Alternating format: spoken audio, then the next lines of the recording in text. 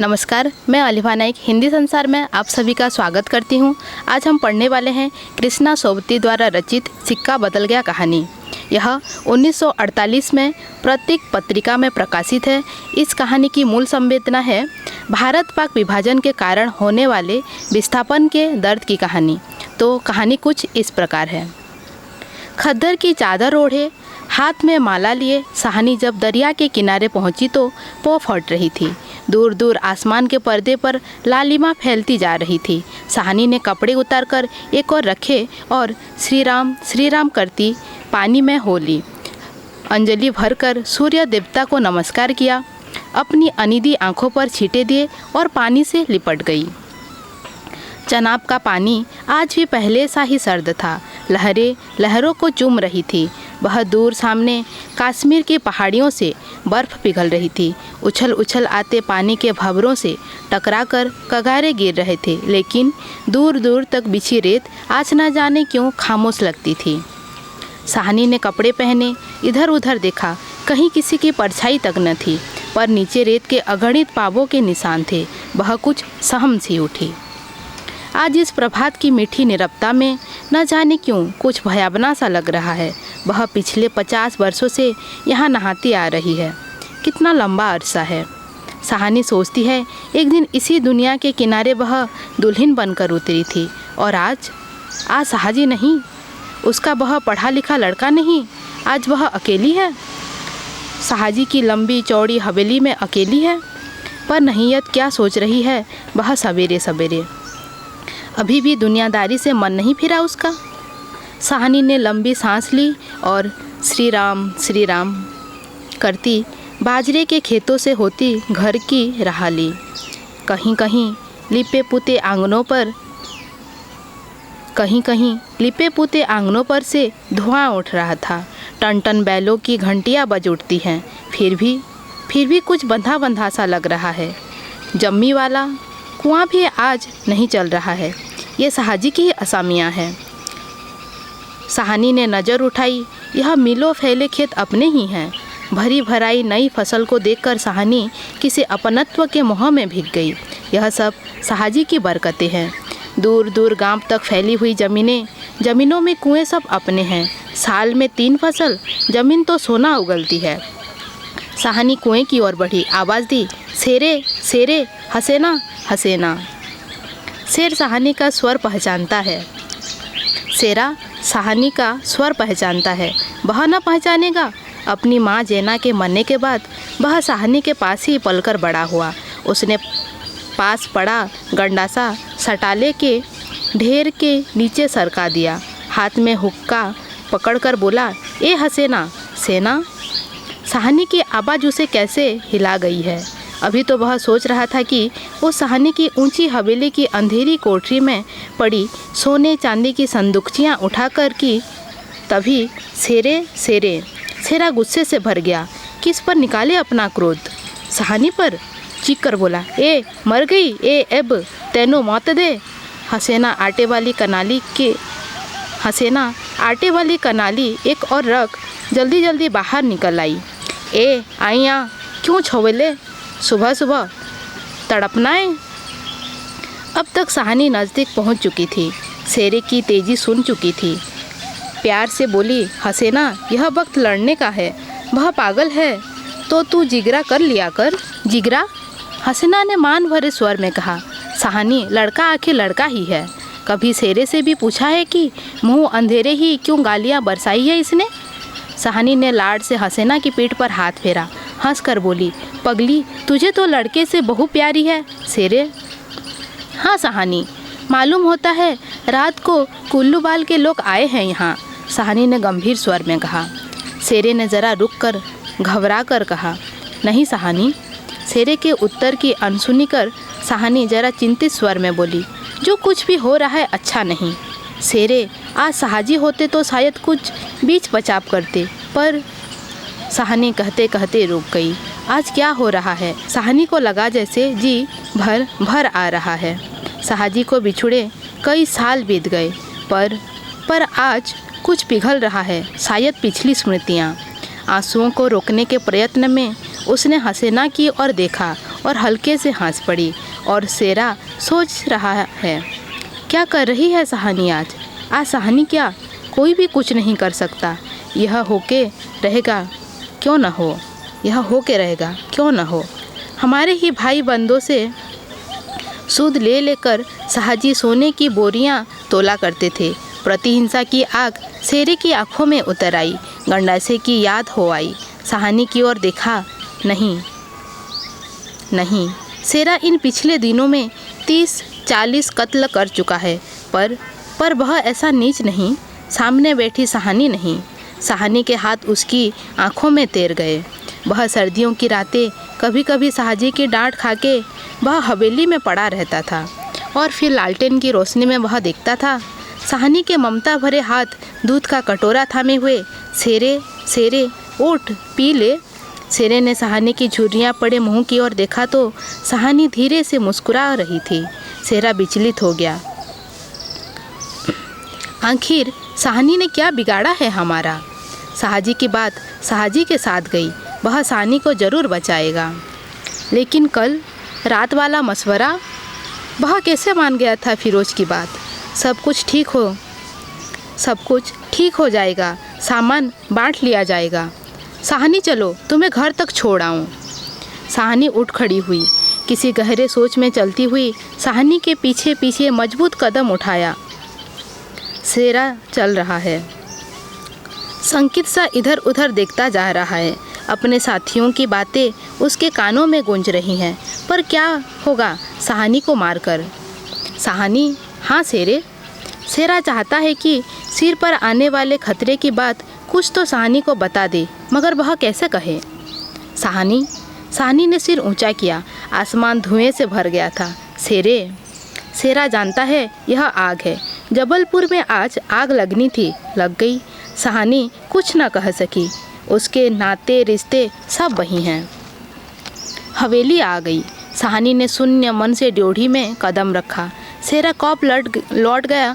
उसे कुछ पता नहीं। दुर्बल सी देह और अकेली, बिना किसी सहारे के, न जाने कब तक वहीं पड़ी रही सहानी। दोपहर आई और चली गई। हवेली खुली पड़ी है।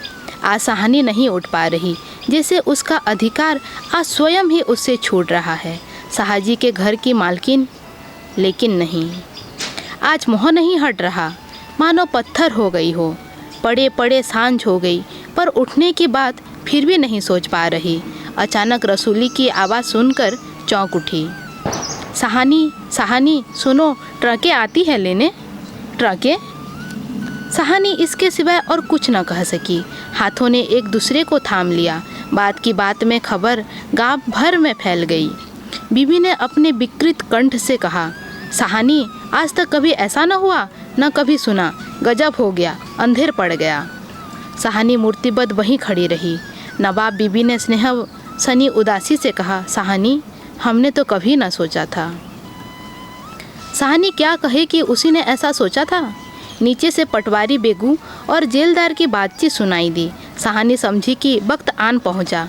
मशीन की तरह नीचे उतरी, पर डोढ़ी न लांग सकी। किसी बहुत गहरी आवाज़ से पूछा, कौन है वहाँ? कौन नहीं है आज वहाँ? सारा गांव है जो उसके इशारे पर नाचता था कभी। उसकी असामियाँ हैं जिन्हें उसने अपने नाते रिश्तों से कभी कम नहीं समझा। लेकिन नहीं, आज उसका कोई नहीं। आज वह अकेली है। यह भीड़ की भीड़, उनमें कुल्लू बाल के जोट, वह क्या सुबह ही न समझ गई थी? बेगू पटवारी और मस्जिद के मुल्ला इस्माइल ने जाने क्या सोचा। सहानी के निकट आ खड़े हुए। बेगू आज सहानी की ओर देख नहीं पा रहा। धीरे से जरा गला साफ करते हुए कहा, सहानी, रब नो यही मंजूर सी। सहानी के कदम डोल गए। चक्कर आया और दीवार के साथ लग गई। इसी दिन के लिए छोड़ गए थे साहजी उसे। बेजान सी सहानी की ओर देखकर बेगू सोच रहा है, क्या गुजर रही है सहानी पर, मगर क्या हो सकता है? सिक्का बदल गया है।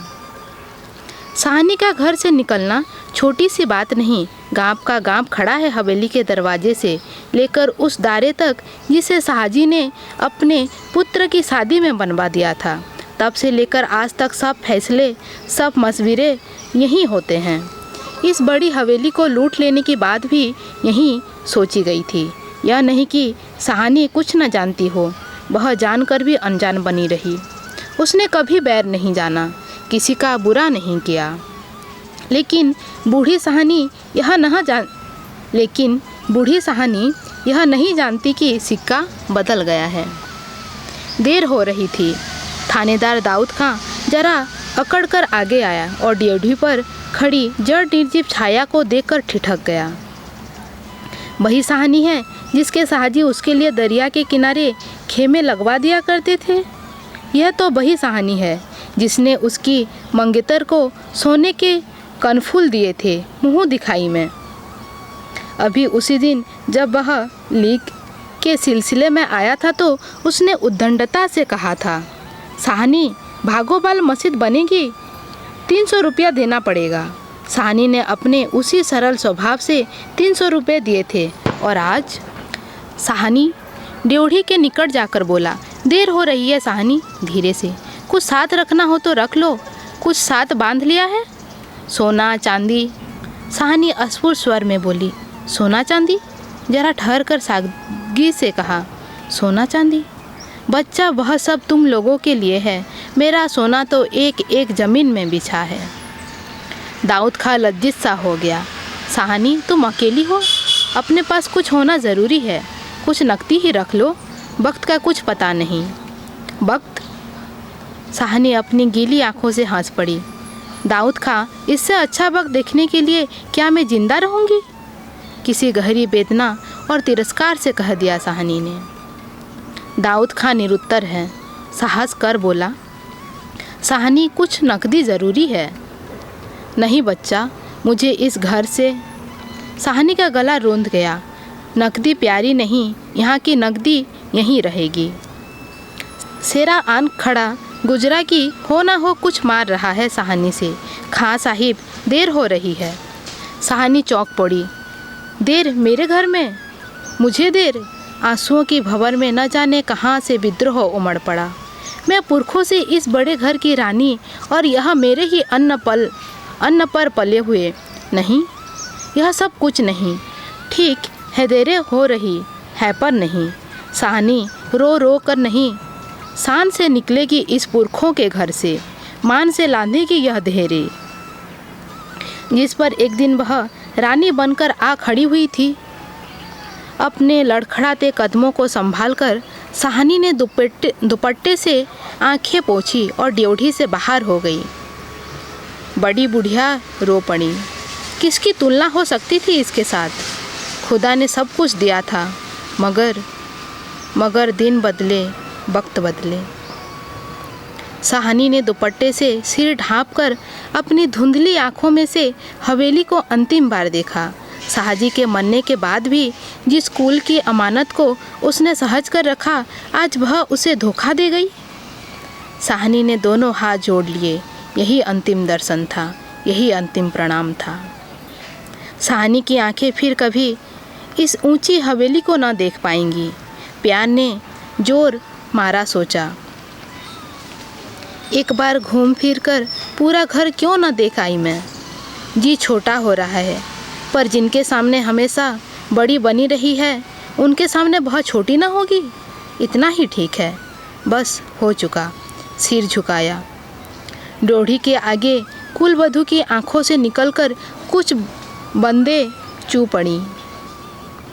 सहानी चल दिऊंचा सा भवन पीछे खड़ा रह गया। दाऊद खां, सेरा, पटवारी, जेलदार और छोटे बड़े बच्चे, बूढ़े मर्द औरतें सब पीछे पीछे। ट्रकें अब तक भर चुकी थी। सहानी अपने को खींच रही थी। गाँव वालों के गलों में जैसे धुआं उठ रहा है। शेरे, खूनी शेरे का दिल टूट रहा है। दाऊद खां ने आगे बढ़कर ट्रक का दरवाज़ा खोला। सहानी बढ़ी। इस्माइल ने आगे बढ़कर भारी आवाज़ से कहा, सहानी, कुछ कह जाओ, तुम्हारे मुंह से निकली आशीष झूठ नहीं हो सकती। और अपने साफे से आंखों का पानी पोंछ लिया। सहानी ने उड़ती हुई हिचकी को रो रो कर रूंधे रूंधे से कहा, रब तुहानू सलामत रखे बच्चा, खुशियाँ बख्शे। वह छोटा सा जन समूह रो दिया, जरा भी दिल में मैल नहीं सहानी के। और हम सहानी को नहीं रख सके। शेरे ने बढ़कर सहानी के पाँव छुए। सहानी कोई कुछ कर नहीं सका। राज भी पलट गया। सहानी ने कांपता हुआ हाथ शेरे के सिर पर रखा और रुक रुक कर कहा, तेनू भाग जगण चन्ना, ओचा द तेरे भाग्य जांगे। दाऊद खान ने हाथ का संकेत किया।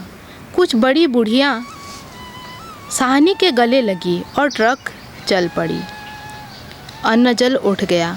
वह हवेली, नई बैठक, ऊंचा चौबारा, बड़ा पसार एक एक करके घूम रहे हैं सहानी की आंखों में। कुछ पता नहीं ट्रक चल दिया है या वह स्वयं चल रही है। आंखें बरस रही हैं। दाऊद खां विचलित होकर देख रहा है इस बूढ़ी सहानी को। कहाँ जाएगी अब वह? सहानी मन में मैल न लाना। कुछ कर सकते तो उठा न रखते। वक़्त ही ऐसा है। राज पलट गया है। सिक्का बदल गया है। रात को सहानी जब कैंप में पहुंचकर ज़मीन पर पड़ी तो लेटे लेटे आहत मन से सोचा, राज पलट गया है, सिक्का क्या बदलेगा। वह तो मैं वहीं छोड़ आई। और शाहजी की सहानी की आंखें और भी गीली हो गईं। आसपास के हरे हरे खेतों से घिरे गांवों में रात खून बरसा रही थी। शायद राज पलटा भी खा रहा था और सिक्का बदल रहा था। हिंदी संसार में जुड़े रहने के लिए आप सभी का धन्यवाद।